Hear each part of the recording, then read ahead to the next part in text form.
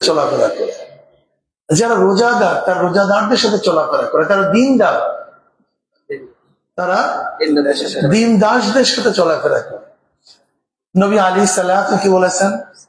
বুখারীর মধ্যে রওয়ায়াত আছে, قال رسول الله صلى الله عليه وسلم পরের সময় সাল্লাল্লাহু আলাইহি ওয়াসাল্লাম المرء مع من احب وله ما اقتصد। দুনিয়াতে যে যাকে মহব্বত করবে, দুনিয়াতে যে যাকে মহব্বত করবে, যে যার সাথে সম্পর্ক থাকবে, কিয়ামতের ময়দানে সেটা সাথী হয়ে যাবে। সুবহানাল্লাহ। অন্য রওয়ায়াতের মধ্যে নবী আলাইহিস সালাতু ওয়াসাল্লাম ফরমান, মান তাশাব্বাহা বিকওমিন ফাহুয়া মিনহুম। যার সাথে যার মহব্বত তার সাথে তার কিয়ামত। আমি এই বয়ানের দ্বারা একটা নোক্তা বের করতে চাই। সেই নোক্তাটা কি?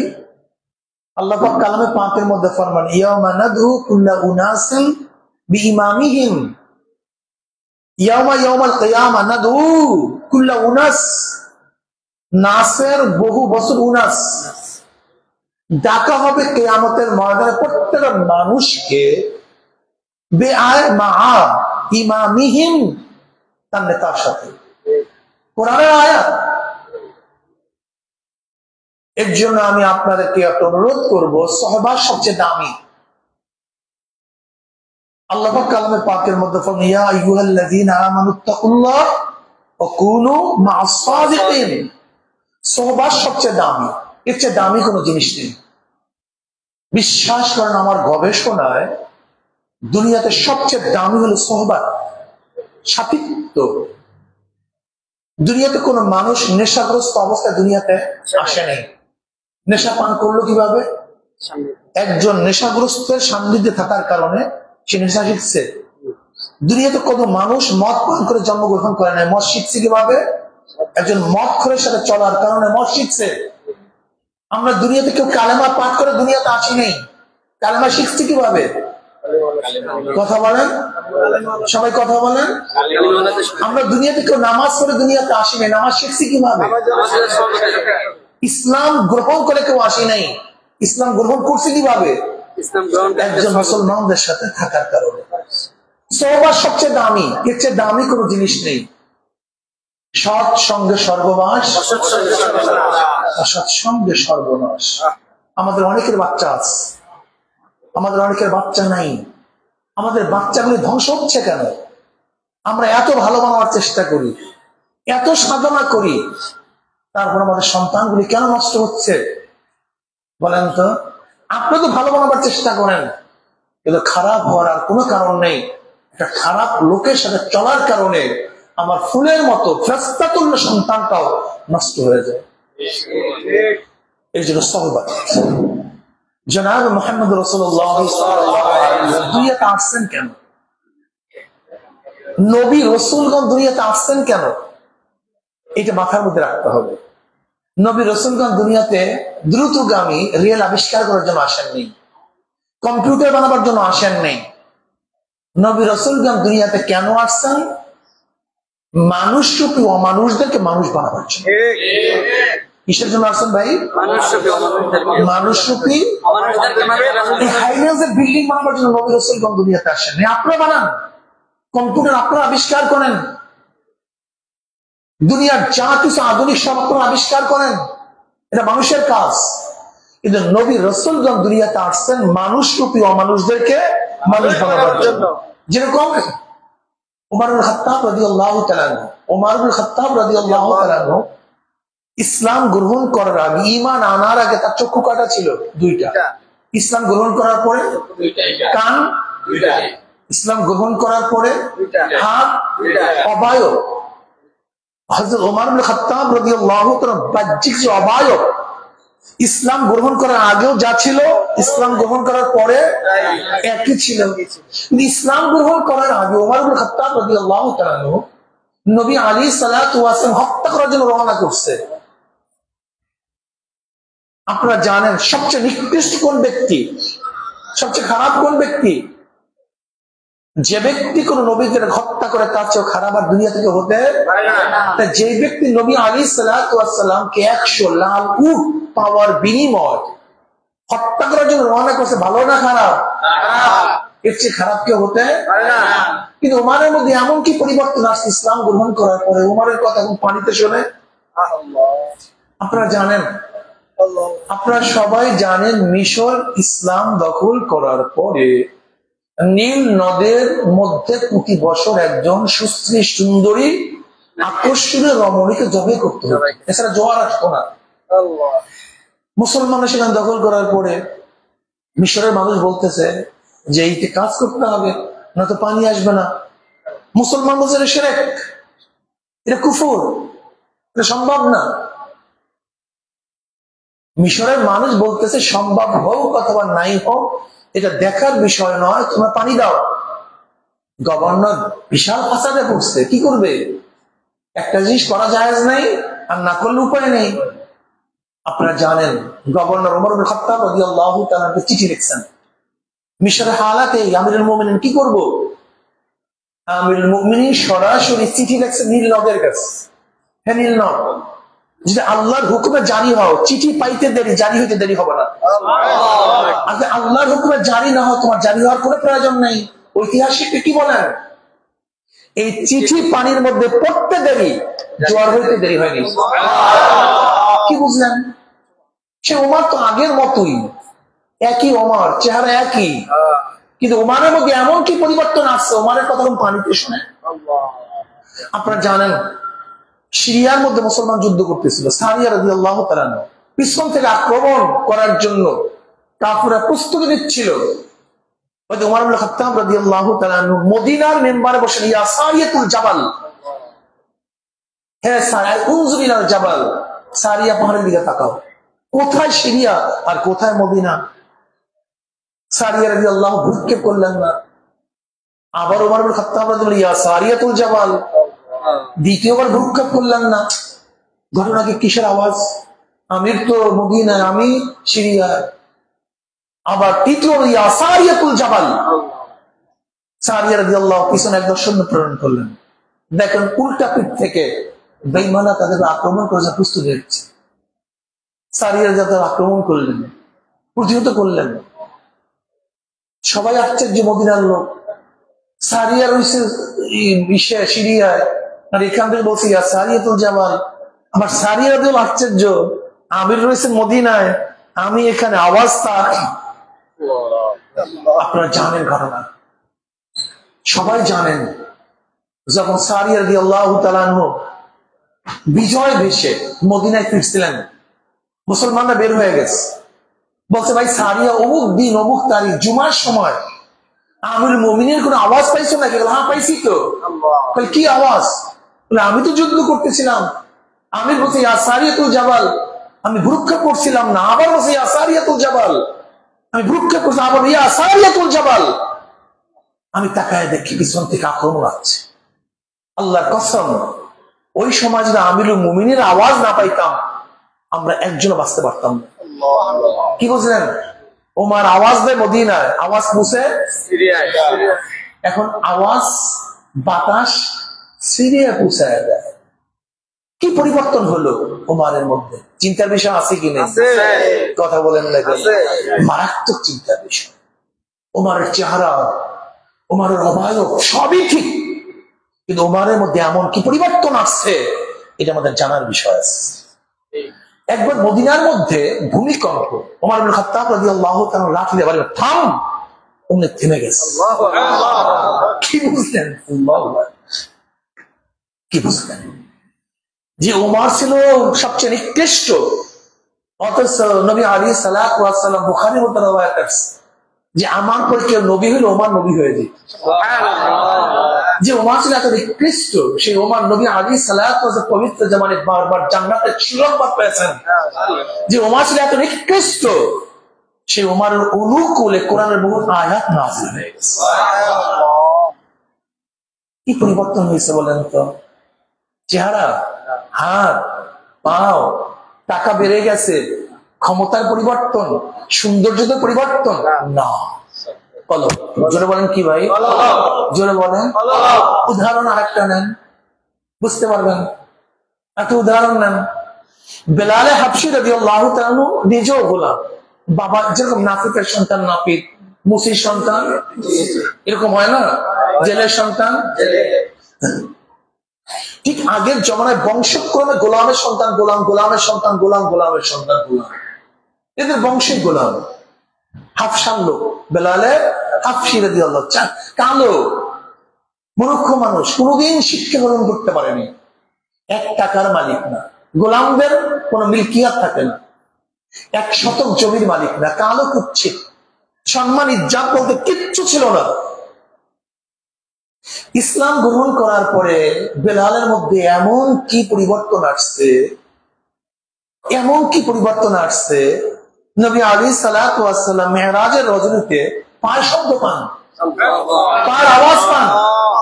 জিবরাইলকে প্রশ্ন, ভাই জিবরাইল কিসের আওয়াজ, কার পায়ের আওয়াজ? বলে বেলালে হাবশীর পায়ের আওয়াজ। বেলালে হাবশী হাতে জমিনের মধ্যে, পায়ের আওয়াজ আরশের মধ্যে।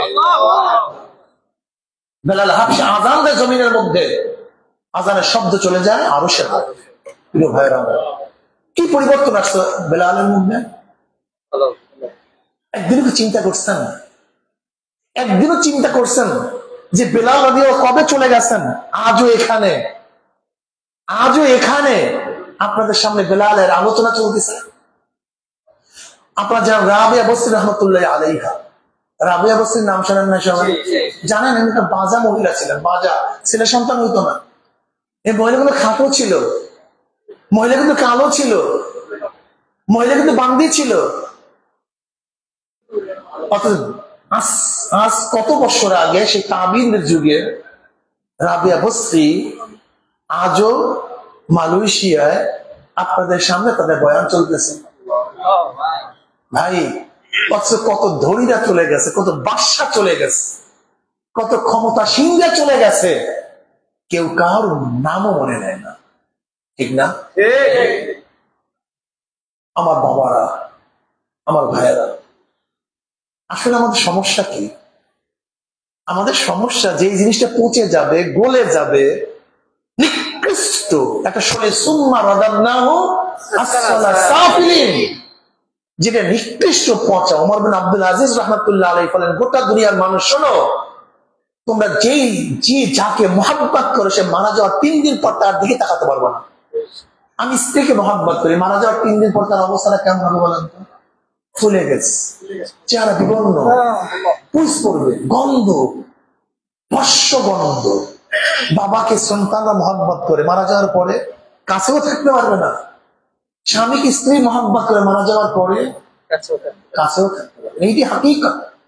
সুম্মা রাদাদনাহু আসফালা সাফিলিন, আসফালা সাফিলিন। যে দেহ ধ্বংস আছে, যে দেহ লয় আছে, যে দেহের ক্ষয় আছে, যে দেহ পচনশীল, সেই দেহ নিয়ে ব্যস্ত। কিন্তু যে রুহুর কোনো ক্ষয় নাই, লয় নাই, যে রুহুর কোনো ধ্বংস নাই, সেই রুহু নিয়ে আমরা কেউ চিন্তা করি না, কেউ না। আমাদের সমস্যা এখানে আর কিচ্ছু না।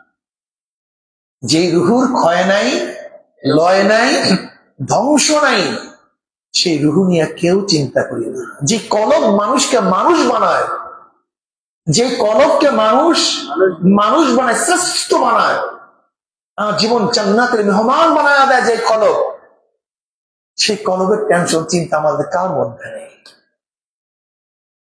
আমার দেশি বাবারা, আমরা ঈমান আনছি, আমরা বিশ্বাস করি আল্লাহকে, আমরা কিয়ামতকে বিশ্বাস করি না ভাই?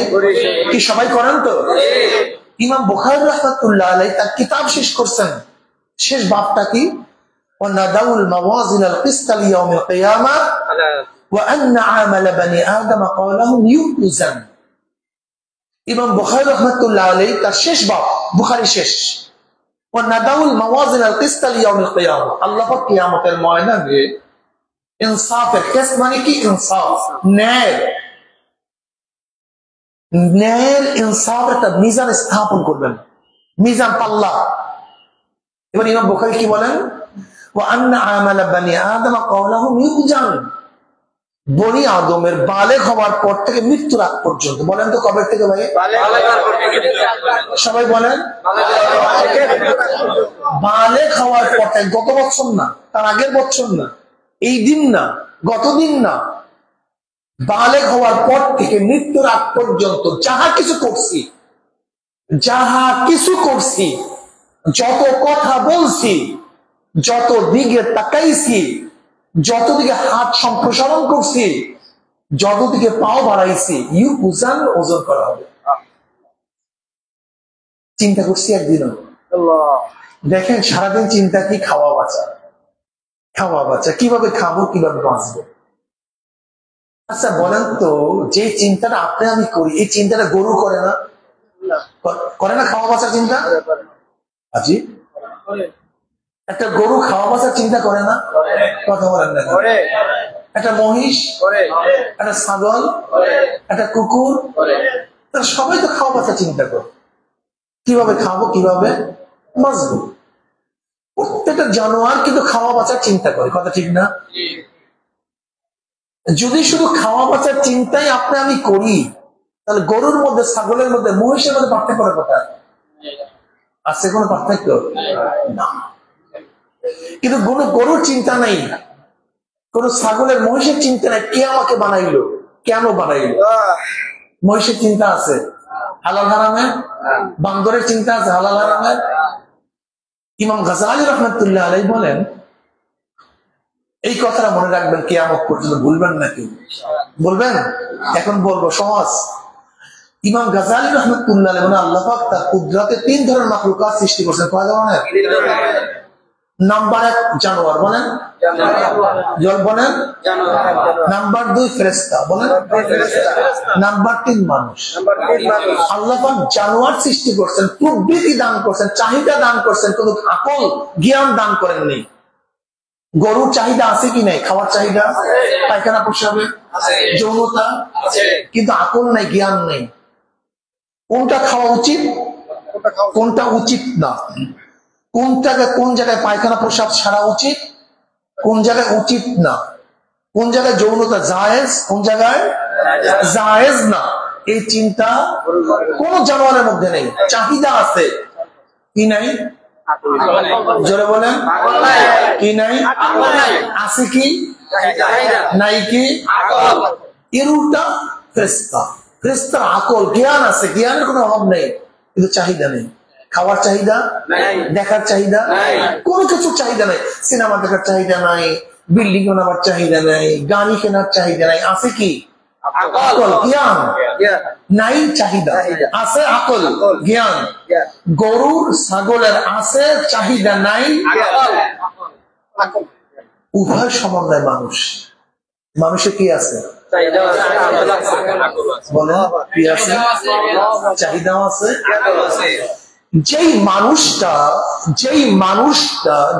মানুষটা তার জ্ঞান দ্বারা, আকল দ্বারা তার চাহিদাকে কন্ট্রোল করতে পারবে, ওয়ালাকাদ কাররামনা বানি আদম, ওই মানুষটা বেলালের মতো হাঁটবে জমিনের মধ্যে, পায়ের আওয়াজ আরশের মধ্যে।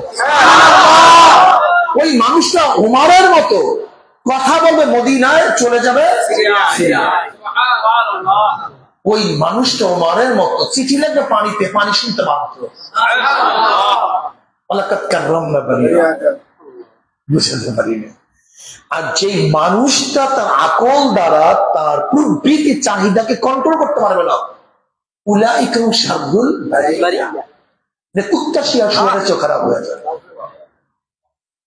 এর জন্য আবু বকর সিদ্দিক রাদিয়াল্লাহু তাআলা আনহু একদিন জঙ্গলে গেলেন।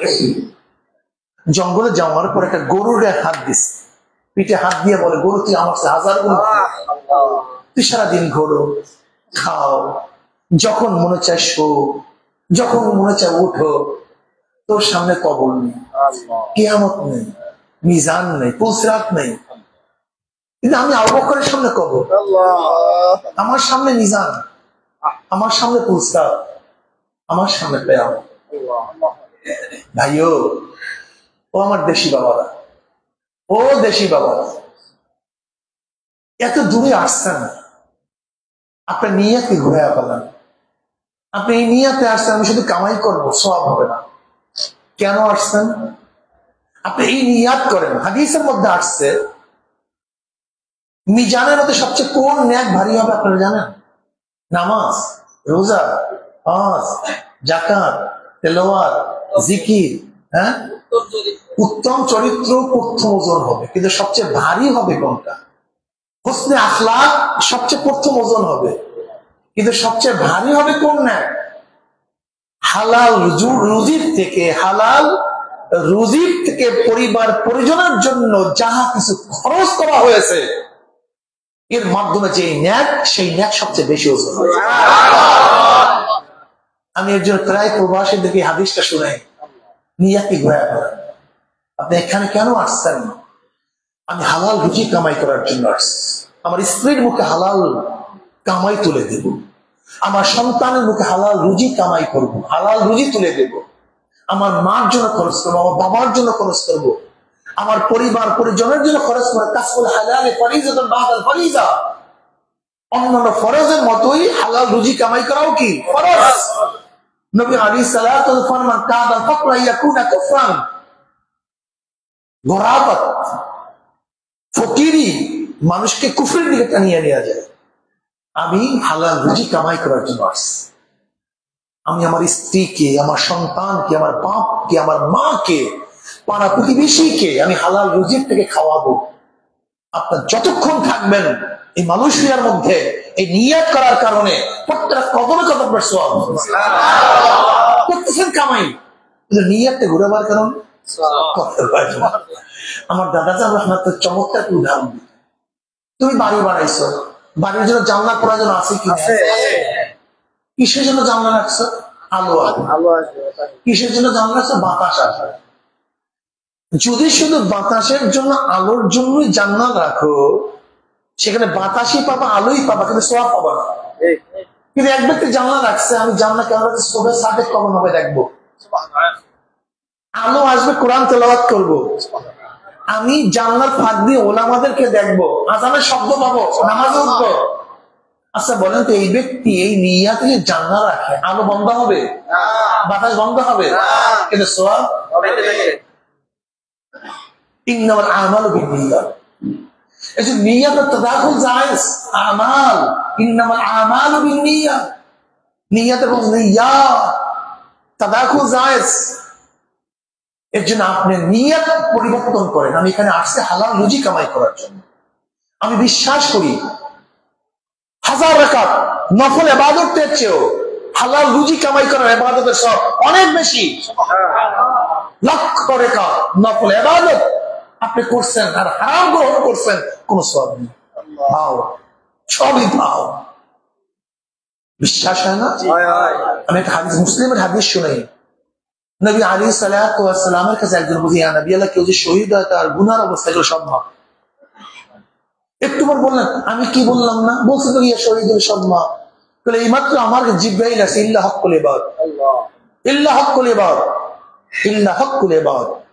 কেউ যদি কারোর হক মারে, হক নষ্ট করে, সে যদি আল্লাহর রাস্তায় শহীদ হয়ে যায়, তার গুনাহ মাফ হবে না। ওই ব্যক্তি যতক্ষণ মাফ না করে। কি বুঝলেন? আপনার কোথায় আছেন জানেন? হক হক নষ্ট না করার জন্য এখানে আসছেন। বাড়ি থাকলে মানুষের হক নষ্ট করতে, প্যারের ক্ষুদায় কিছু করতেন না, কথা ঠিক না? এখন আপনাদের ক্ষুদা নিবারণ হচ্ছে হাজারো মানুষের, হাজারো মানুষের ক্ষুদা নিবারণ করছে। আল্লাহ, এর চেয়ে বড় সওয়াব নেই ভাই, এর চেয়ে বড় ইবাদত নেই, এর চেয়ে বড় ইবাদত হতে পারে না। নিয়তই ঘোরা গেল।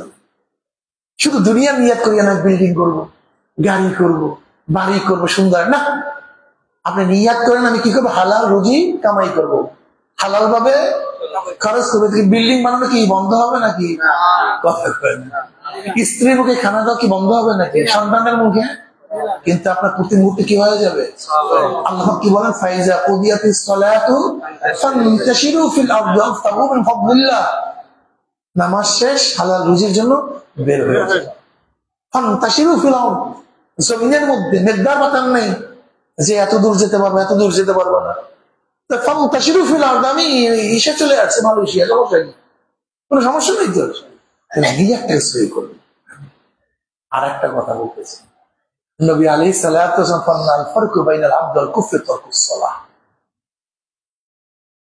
মুমিন এবং বেঈমানের মধ্যে পার্থক্য, মুমিন আল্লাহর সামনে দাঁড়ায়, বেঈমানরা দাঁড়ায় না। মুমিন আল্লাহর সামনে নত হয়, বেঈমানরা নত হয় না, রুকু দেয় না। মুমিন আল্লাহর সামনে তার চার আঙ্গুল কপাল ঠেকাইয়া সিজদা করে, কিন্তু বেঈমানরা সিজদা করে না। এক কথায় মুমিন নামাজ পড়ে, বেঈমান নামাজ পড়ে। আমি আশ্চর্য হয়ে যাই, একজন সামান্য ঈমানওয়ালা, যে সামান্য আল্লাহকে বিশ্বাস করে, সে নামাজ কাজা করে কিভাবে? কোরআনের মধ্যে কি আসছে? মা সালাকাকুম ফি সাকার ক্বালু লাম নাকু মিনাল মুসাল্লিন। সাকারটা জাহান্নামের নাম, সাত জাহান্নামের এক জাহান্নাম সাকার। সাকার নামে জাহান্নামের প্রশ্ন করাবে, কপাল পরা বদনসিব। এখানে আসছো কেন এই কঠিন জায়গায়? কি করছো দুনিয়াতে? ক্বালু লাম নাকু মিনাল মুসাল্লিন। জাহান্নামের কি বলবে? দুনিয়াতে আমরা মুসল্লি ছিলাম না। কি ছিলাম না? জোরে বলেন। নামাজ না পড়া ডাইরেক্ট জাহান্নামে যাওয়ার পর, এটা ডাইরেক্ট, ইনডাইরেক্ট না। কোন ইনডাইরেক্ট না, কোন ইনডাইরেক্ট নেই, ডাইরেক্ট। নামাজ পড়বো না, ডাইরেক্ট চলে যাও, একটা ডাইরেক্ট, ডাইরেক্ট চলে যাও।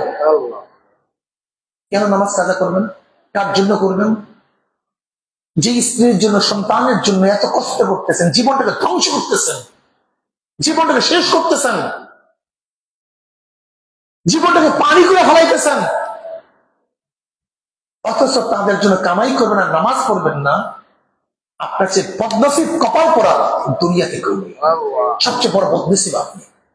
পরের জন্য কামাই করলেন, নিজের জন্য কিছুই করলেন না, নিজের সংগ্রহ কিচ্ছু করেন নাই, শুধু পরের জন্য কামাই করছেন। না, নিজের জন্য কিছু কামাই করেন, নিজের জন্য কিছু কামাই করেন, নিজের জন্য কিছু কামাই করেন, নামাজ কাজা করবেন। আপনি কি জানেন একক তো নামাজ কাজা করলে কি হয়? 2,80,00,000 বছর জাহান্নামে থাকতে হয়। আল্লাহ আমাদের সবাইকে মাফ করুন। আলিফ লাম মিম যালিকাল কিতাবু লা রাইবা ফিহি হুদাল লিল মুত্তাকিন আল্লাযীনা ইউমিনুনা বিল গায়বি ওয়া ইউকিমুনাস সালাহ। ঈমানের পরেই নামাজ, ঈমানের পরেই প্রথম শুরুতেই ঈমানের পরেই নামাজের কথা আছে। কি বাবারা নামাজ পড়বেন তো ইনশাআল্লাহ? আস্তে করে বলুন ইনশাআল্লাহ। নামাজ পড়বো তো ইনশাআল্লাহ? রাজি আছেন ইনশাআল্লাহ? আপনাদের আজ দুই হাত মাশাআল্লাহ মাশাআল্লাহ মাশাআল্লাহ। হাত নামাই। যারা কি নিয়াতুল মুমিন খায়রু মিন আমালিহি, মুমিনের নিয়তের আমলের চেয়ে দামি। আল্লাহ না করুক আজকে নামাজের জন্য হাত তুলছেন, নিয়ত করছেন, কিসের জন্য? নামাজের জন্য। হায়াত মওয়াতে কোনো কায়েম নেই, কি কখন চলে যাবো জানি না।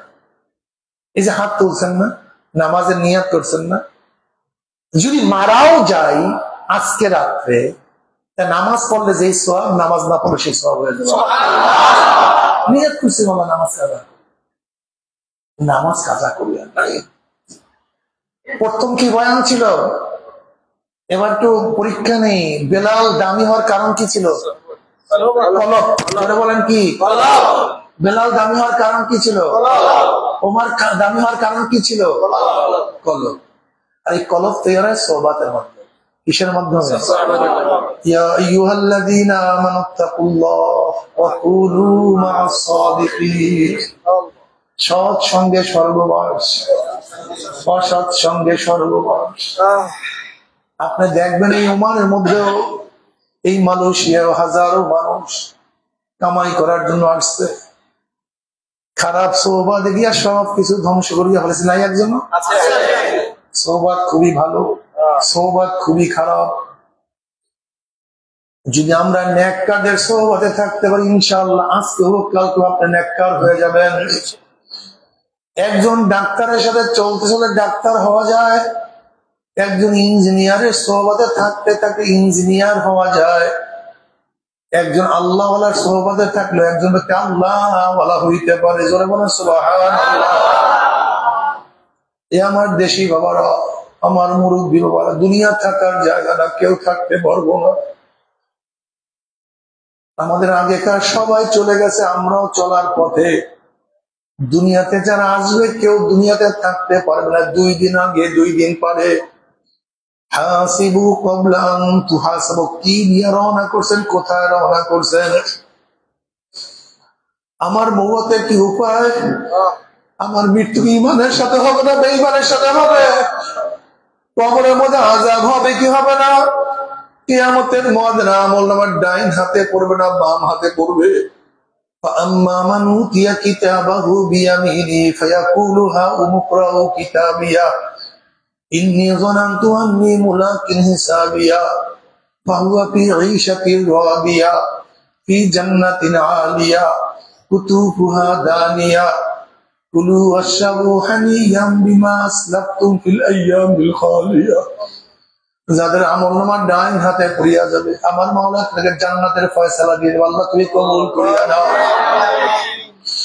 জান্নাতের মধ্যে কুলু ওয়াশরাবু হানিয়াম বিমা আসলাফতুম ফিল আইয়ামিল খালিয়া, খাও পান করো আনন্দ ফুর্তি করো, মাওলার তরফ থেকে সালাম কাওলাম মির রাব্বির রহিম, শুধু শান্তি আর শান্তি। আল্লাহ সবাইকে তুমি শান্তি দান করো, সবাই আমলনামার ডাইন হাতে দেওয়ার ব্যবস্থা করিও।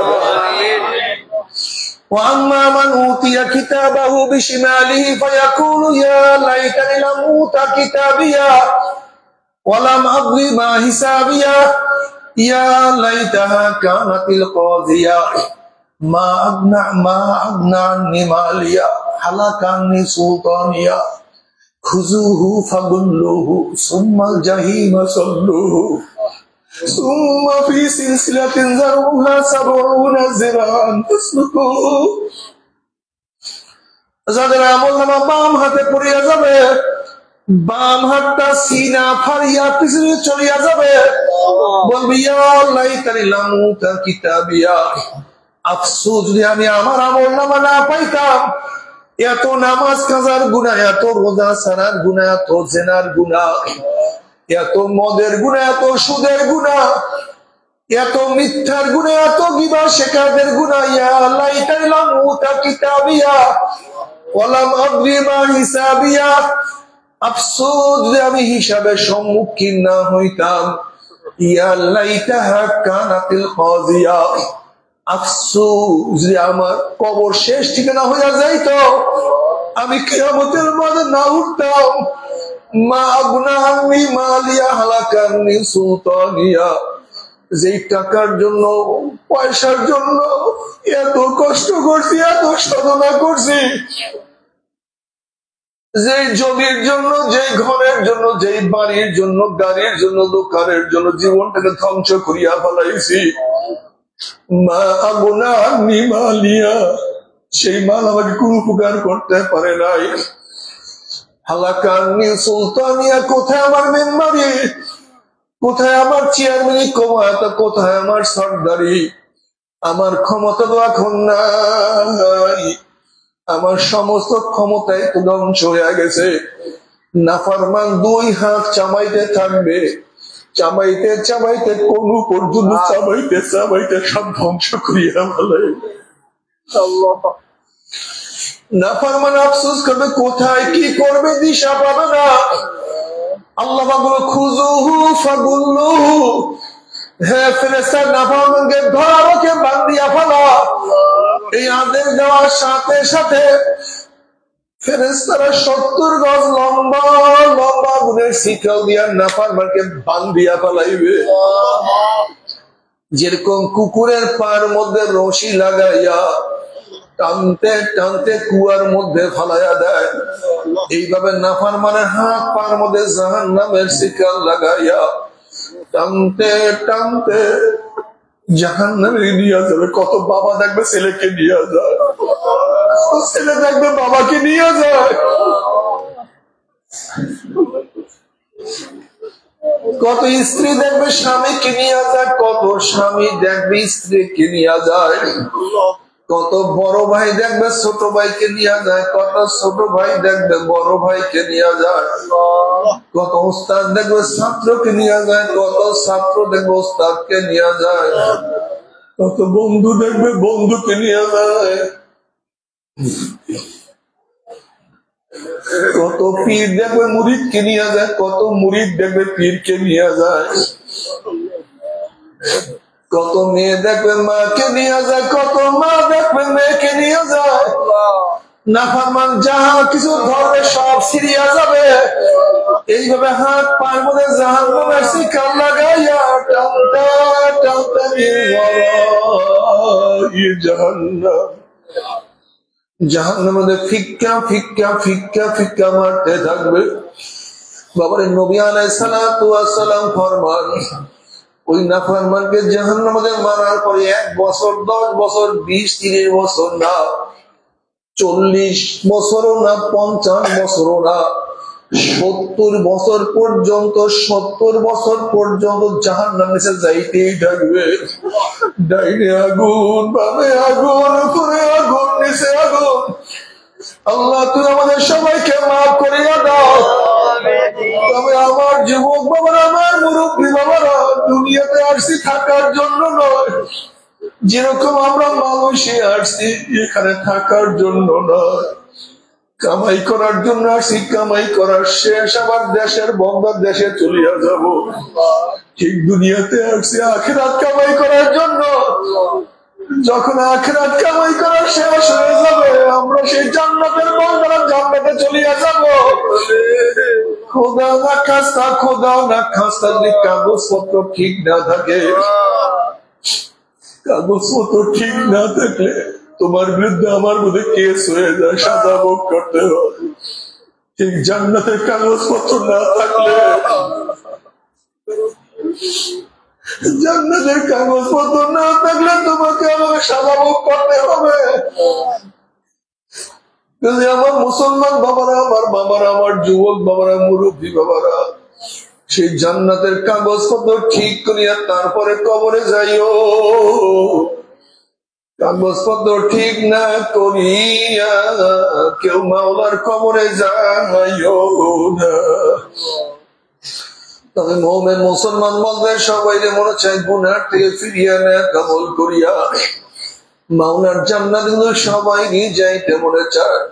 গুনাহ নিয়ে মাওলার জাহান্নামে কাউরি কিন্তু যাইতে মনে চায় না। কিন্তু কেনই বা আমরা নেক আমল করতে পারি না, কেনই বা গুনার কাম ছাড়তে পারি না? এর মূল কারণ আপনার এবং আমার পেছনে নফস এবং শয়তান লাগিয়া রয়েছে। এই নফস এবং শয়তান মিলে ফেরার জন্য যে কোন একজন হক্কানি আল্লাহর ওলির হাতে হাত দিতে হবে রে বাবা।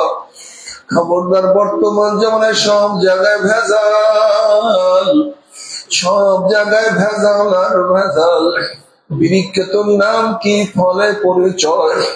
আমি চরমোনায় বুঝি না, কাউকে বুঝি না, যার কাছে দিয়া পারো গুনার কাম ছাড়ো, নেকের আমল ধরো, কলম নরম করিয়া চোখে পানি নিয়া মাওলার কবরে যাইও।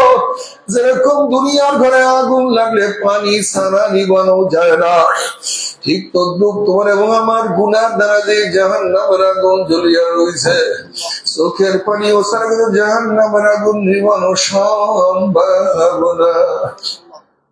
কাজেই আমার জন্য দোয়া চাই, আমিও দোয়া করি, সবাই সবার জন্য প্রাণ খুলিয়া দোয়া করো, যেন কিয়ামতের ময়দানে আমরা গলাগুলি বাঁধিয়া বলে একসাথে জান্নাতে যাওয়ার তৌফিক। আল্লাহুম্মা আমিন,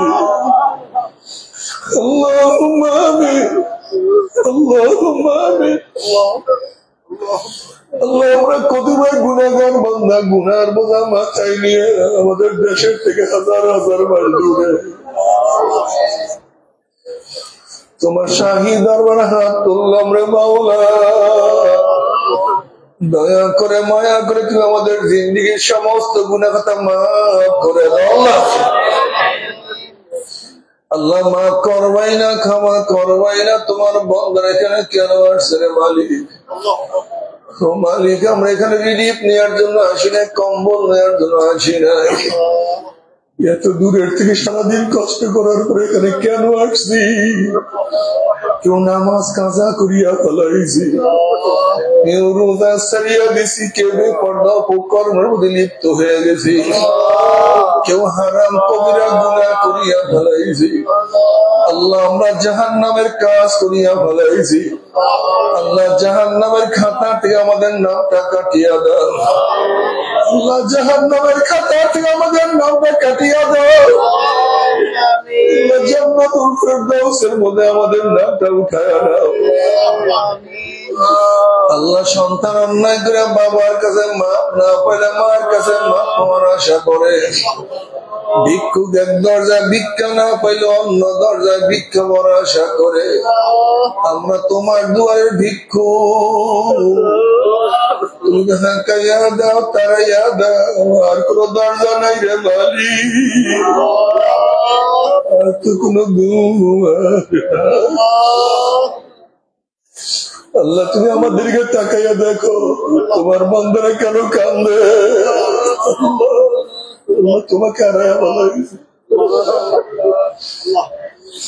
শয়তান আমাদেরকে ধরিয়া ফেলাইছে, নফস আমাদেরকে গ্রাস করিয়া ফেলাইছে বলে। আল্লাহ নফস এবং শয়তান থেকে আমাদের সবাইকে তুমি হেফাজত করো। আল্লাহ আমরা যারা হাত তুললাম জানি না কার মা নাই, বাবা নাই, স্ত্রী নাই, সন্তান নাই, দাদা নাই, দাদু নাই, নানা নাই, নানু নাই। আল্লাহ যত মুমিন মুমিনাত মুজাহিদরা কবরে শুয়ে সবার কবর আযাবকে maaf করে দাও। ইয়া আল্লাহ খাস করে আমাদের শাইখ ও মুর্শিদের কবরকে জান্নাতের বাগিচা বানায় দাও। মা দাদা সহ তামাম দুনিয়ার মাশায়েখদের মাকামকে জান্নাত বলে বুলন্দ করে দাও। আল্লাহ আমাদের অনেকের পরিবার পরিজন দেশে, তাদেরকে সহি সালামতে রাখিও। আমাদের সন্তানদের নেককার দিনদার বানাইয়া দিও। আল্লাহ আমাদের স্ত্রীদেরকে স্বামী ভক্তি বানাইয়া দিও। আবার স্বামীদেরকে স্ত্রীকে মহাব্বত করার তৌফিক দিয়া দিও। হালাল রুজি কামাই করার ব্যবস্থা করিয়া দিও। রুজি রোজগার মধ্যে বরকত দান করিও। আসমানে গজব জমিনে গজব থেকে তুমি আমাদের সবাইকে হেফাজত করিও। রব্বির হামহুমা কামা রব্বায়ানি সগীরা।